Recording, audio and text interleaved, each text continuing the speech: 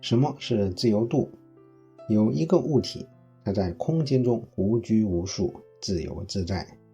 它可以向四面八方移动，也可以随心所欲地旋转。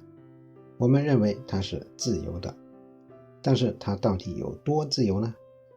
为了衡量它自由的程度，我们引入一个概念，叫做自由度。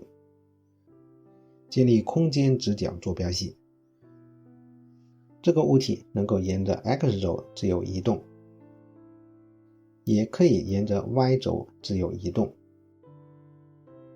还可以沿着 Z 轴自由移动，因此它有3个移动自由度。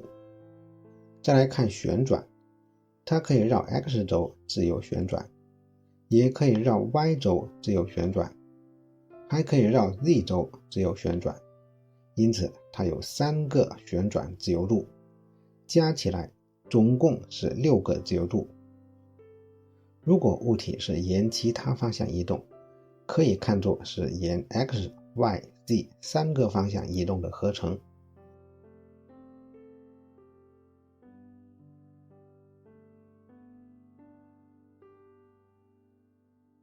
同样，物体绕任意轴的旋转，也可以看作是绕 X、Y、Z 轴旋转的合成。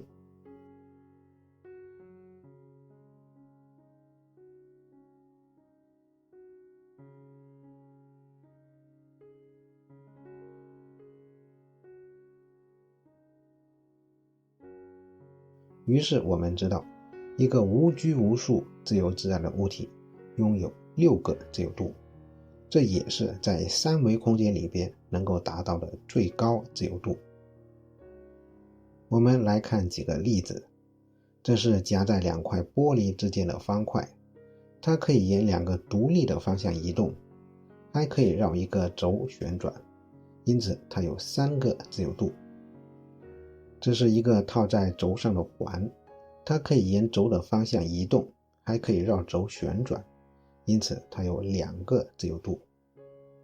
这是我们非常熟悉的门，它不能移动，只能绕着门轴旋转，因此它的自由度为1。